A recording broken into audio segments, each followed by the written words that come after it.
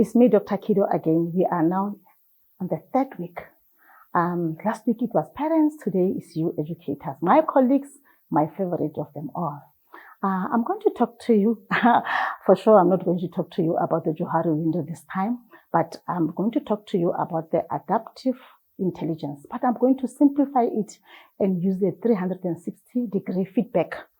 The 360-degree feedback is a feedback or is a tool that we normally use to gather a comprehensive view of an educator's performance or interpersonal skills or intrapersonal skills. We promote self-awareness and highlight our areas for improvements while fostering culture of open communication. Because we are in a school, we have to communicate. When educators or school managers resist change, it can significantly impact their emotional, physical, and overall well-being. Here are some elements that I want to mention to you. Firstly, your emotional well-being. Increased stress and anxiety. Resistance to change often leads to feelings of distress and anxiety. Educators may feel overwhelmed by the pressure to adapt while grappling or grumbling with their discomfort regarding new processes or expectations. The second one is the frustration and burnout, and we all see this. If you can go to practices of doctors, teachers are frustrated or are burnout. Constantly resisting change can result in frustration, leading to burnout. Educators may become disengaged from their work, feeling unmotivated, disconnected from their roles. The other one is low morale. When an individual resists change, it can create negative atmosphere within the school. This low morale can spread among colleagues, and as a team, you don't work collaboratively.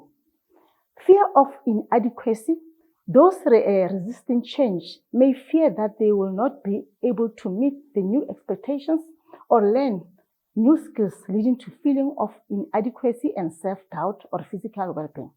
As a teacher, you have to look after your health because we do have chronic diseases like headaches is common, fatigue, sleep disturbances over time, and this can contribute to serious conditions like hypertension and cardio.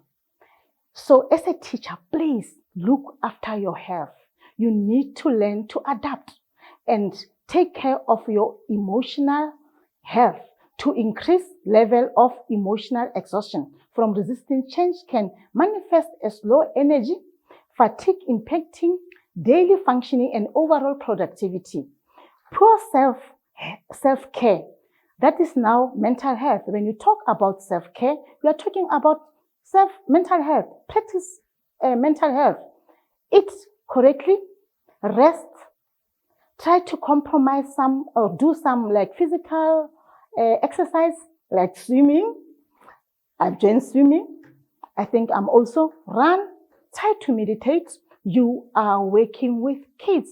You need to socialize. You need to engage.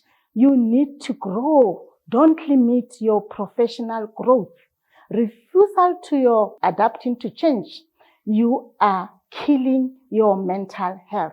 We don't want to see you in mental health institutions every year. We want to see you being a good teacher. We want to see you being that gold, that shine. We also have bystanders or bystanders at schools. I'm not teaching grade 12s. So you're just sitting there and looking at others while they are running around. I'm not being chosen to go to marking. Shine in your corner. When the time is right, God will make it right for you. Your time will come. Don't work in isolation. This can also affect your emotional well-being. Work with others and shine. Like I normally say to you when I go to different schools, what type of animal do you think you are? You will always say to me, you think you are a sheep. And I always say to you, when you look that way, we look at you and say, look at this snake. So know in your heart that you are good. And by addressing or by supporting other educators, you are also building yourself.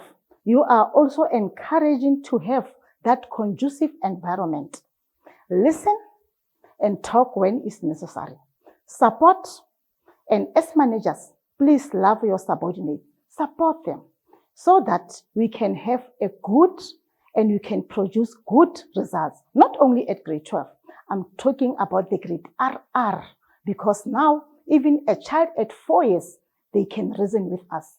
So as teachers, we need to go wild and be educators. Be proud of what you are doing for your own mental health. I normally say, come with mentorship programs, because even if you are complaining about your principal or the SMT, there's no way that you can be changed from one school to another. So as a teacher, please take care of your mental health. Stay your course, run your race, and support the learners. You are there because of learners, not for friendship. By addressing all of your emotional, physical, and general well-being, you as a teacher, you can now adapt to change. And then adaptability and growth will lead you to be somebody, or your children to be somewhere. Lastly, to my colleagues and my fellow educators, we want to thank you, and thank you from the bottom of our heart for the work that you are doing. You are loved, and we love to see you progressing. Continue to do what you are doing with love. And please, if you can't cope, wear a facade and make that thing happen. It must happen. We are happening. Thank you, and thank you, my colleagues. Much love and sharp bishops.